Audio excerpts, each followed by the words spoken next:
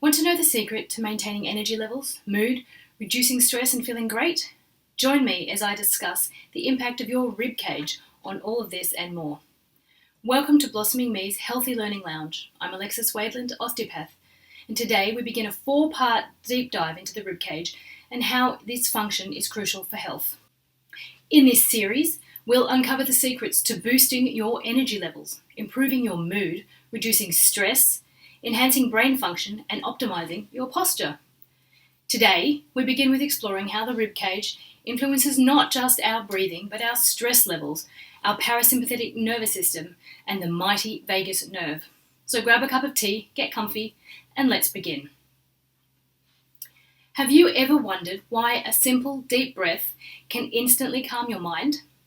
Well, it all starts with our rib cage. You see, it's not just a cage of bones, it's a dynamic structure. It's deeply connected to our overall well-being. You may picture your rib cage as a protective shield guarding your lungs and heart. But its role goes so much further than that. When you breathe deeply, your rib cage expands, sending signals directly to your brain that all is well. This triggers your vagus nerve and the parasympathetic nervous system, the body's natural relaxation response. And that's where the magic happens. When stimulated, our vagus nerve stimulates a release of neurotransmitters that enhance relaxation and reduces our stress response. It puts our body in the rest, digest, think, and heal state. Imagine your stress as a stormy sea, waves crashing and thoughts swirling. Now visualize your rib cage as an anchor, grounding you amidst all that chaos. Deep breathing activates your vagus nerve, calming the storm and inviting a sense of serenity. Understanding this connection empowers you. By simply being mindful of your breath, you can shift from stress and chaos to calm. Now stress, poor posture, shallow breathing, which all happens when we're in pain, when we're stressed, and if our rib cage is not functioning properly, all reduce the mobility of our rib cage. And this means that even when you try to take a deep breath in, it could feel uncomfortable or impossible or even painful. In order to breathe effectively, your rib cage needs to expand, allowing space for your lungs to expand. This expansion changes the pressure inside the thorax, this upper part of the body, causing the air to flow into the lungs passively. The diaphragm pulls downward, initiating this expansion of the rib cage, and also directly changes the pressure, pulling air into our lungs. As we take a deep breath, this movement also gently presses on the sympathetic chain, nodules that are a collection of the sympathetic nerve fibers that sit at every level of the spine, just in front of where the ribs meet the spine. So with every breath, the ribs move, causing a rhythmic pressure on these fibers. And when this rhythm is slow, it sends a signal to the brain via the vagus nerve that all is okay. When it's fast, it activates this sympathetic nervous system, sending signals to the brain that we're in distress or in danger, and setting up our fright, flight, fight state. Now, this state is essential for survival. It helps us to respond to situations where we need to move fast and be hyper aware of our surroundings.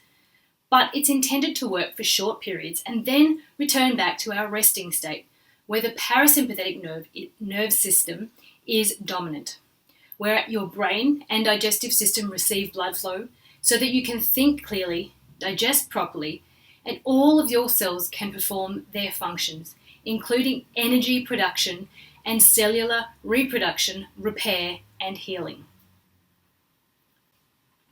When we stay in the sympathetic state for too long, the mitochondria in our cells, they signal a cell danger response pattern, which reduces our ability to perform essential functions and our ability to create energy.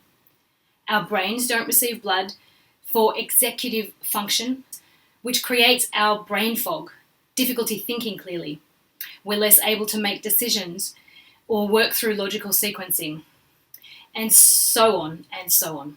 Plus, our digestive function is switched to low so that our gastric juices and digestive enzymes are inhibited, causing incomplete digestion, slow movement through the digestive system, and a reduced ability to absorb nutrients.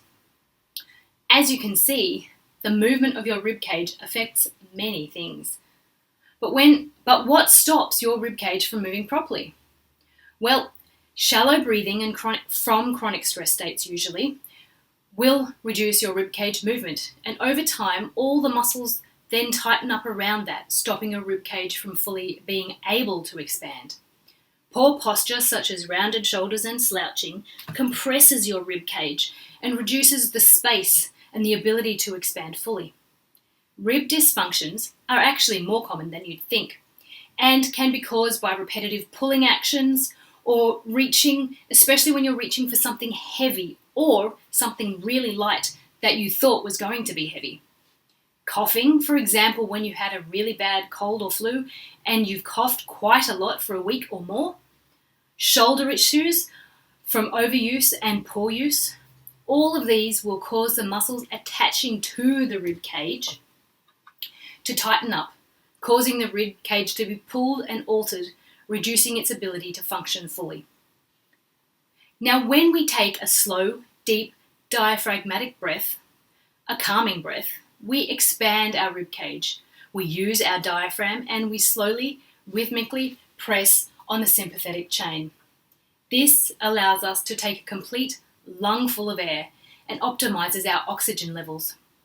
A full, well-functioning rib cage is also essential to allow a good out breath, allowing carbon dioxide and other chemicals and even toxins to be breathed out.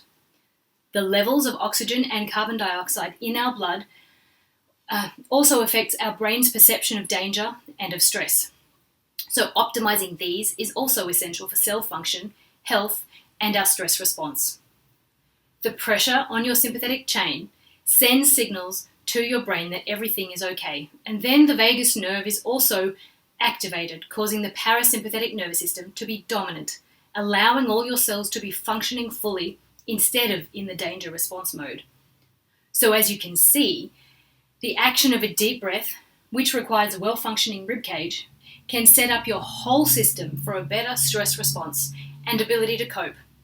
Optimal brain function, digestion, and all cellular functions, which are essential for great health. So, what can you do to support your rib cage to function and to improve your breathing and to support your stress levels? Well, if you're interested in more, I've created a short video series taking you through a little more of the anatomy of the rib cage, some breathing exercises, a few techniques that you can do to help to improve your rib cage function and to switch on the vagus nerve or the parasympathetic nervous system, and some myofascial tools and their associated routines which you could use daily or a few times a week to improve all of this, allowing you to increase your breathing ability, improve your posture and your shoulders and your neck, to reduce pain and improve function, as well, obviously, as to reduce your stress levels. So if you'd like to find out more, click the link below. Thank you so much for joining me in this exploration of the rib cage and its profound influences on our health. And if you found this information valuable, please like, share, and subscribe. And please add any questions, comments, and insights into the comments section. Your support fuels us to better serve our community. Thanks again, and in health, bye for now.